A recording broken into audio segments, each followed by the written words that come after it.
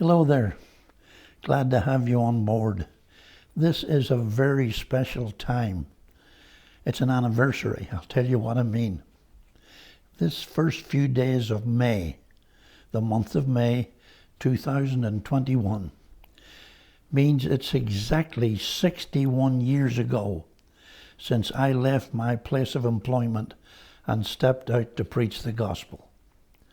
And I want to tell you some things about it and about how God has been so faithful.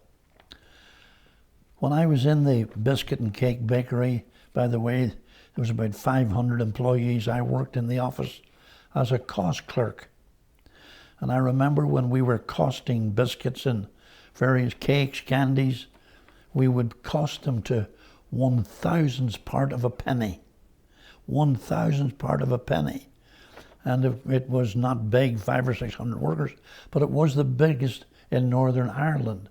And then the Lord started to speak to me about going out full time in the ministry.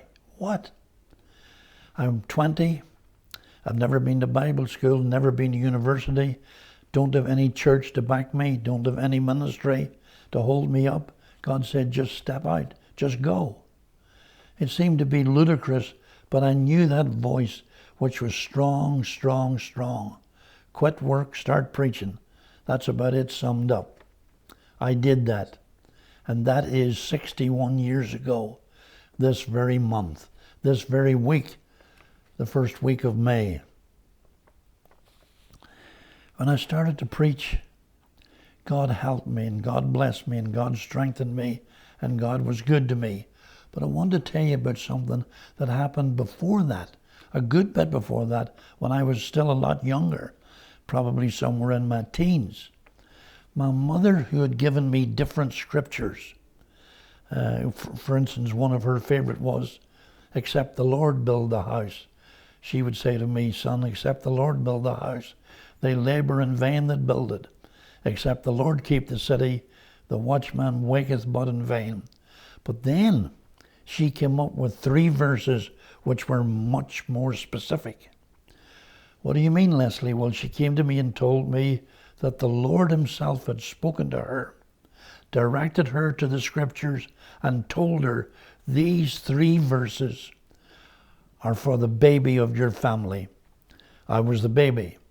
I had 2 wonderful sisters. In fact, one of them is still with us and just had her 94th birthday over there in Ireland. Doreen, a wonderful, wonderful human being. The Lord said to my mother, these are for the baby of your family and for his life, so give them to him. So I'm going to read them first, and then I'll come back on it and talk a bit about it.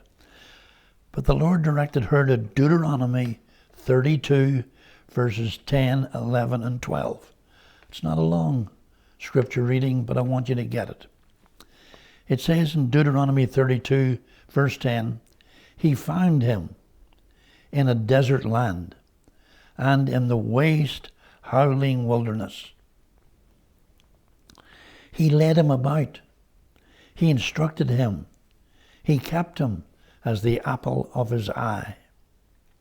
As an eagle stirreth up her nest, fluttereth over her young, spreadeth abroad her wings, and taketh them and beareth them on her wings. And then verse 12. So the Lord alone did lead him, and there was no strange God with him. Let's examine that a bit, and then I'm going to tell you something.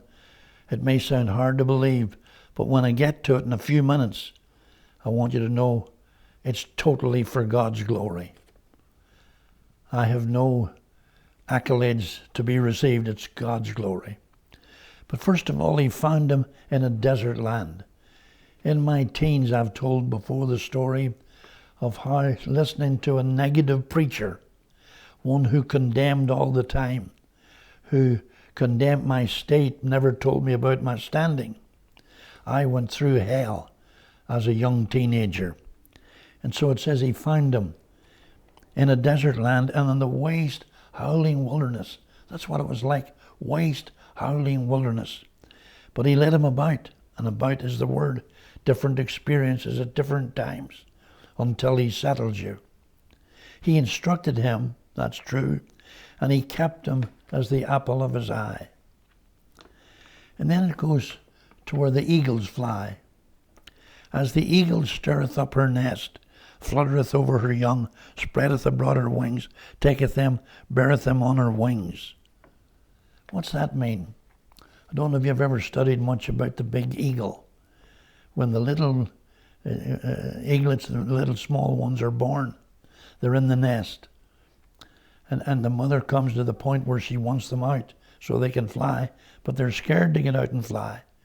And so what she does, she comes alongside, flapping her wings, then holds them steady for a second and tells them in their language to get on board. Those little things get on the mother's wings. She lifts them up, and then suddenly she drops them.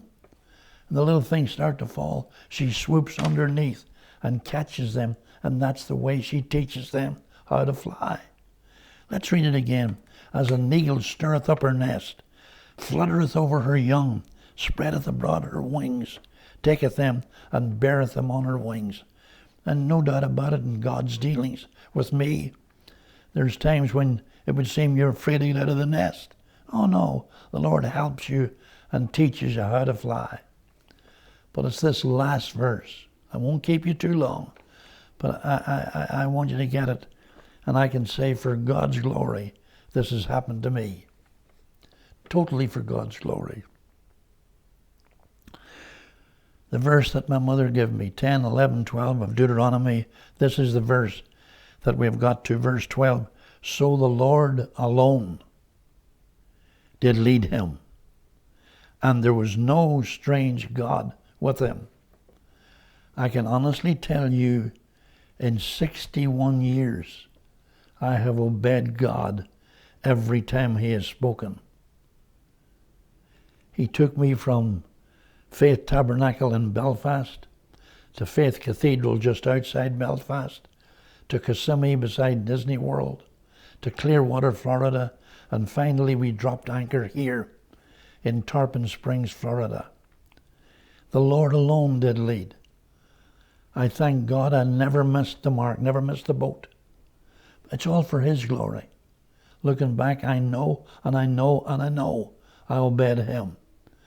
But the last one's pretty staggering. And there was no strange God with him. I've had no strange God. No strange God at all. Trying to finance my ministry, trying to believe in a false way to do it or whatever. Oh, how grateful I am. No glory to me, all thanks to him, that over these 61 years, I know where my guidance came from. So the Lord alone did lead him. When he first spoke to me to come to America, it was the shock of the place in Ireland. But there was no strange God with him. It wasn't a false move. It was a correct move. I'm almost through. So the Lord alone did lead him, and there was no strange God with him. And to this day, I want to give God the glory, all the glory, and I want to testify to you regarding this ministry today. The Lord alone has led us to this point. There's no strange God with us. We're his, being led by him in all our imperfection as a human being. But it's totally, completely, and absolutely of God. I want to know what you're doing this coming Sunday morning. You may leave me with no option, might have to come and get you, because you should be in the service 10 o'clock if you can't make it. You can always, because you live too far, you can always catch us live on YouTube. And let me just slip in these words. There's a memorial service Sunday, May the 23rd, relating to my recently passed beloved wife, Maureen. That will be Sunday, May the 23rd. But I want to see you this Sunday. And remember, only God can do this after 61 years. So the Lord alone did lead him. And there's been no strange God with us. We're totally dependent on him. And he answers prayer all the time. Love you, love you, love you. God richly bless. See you.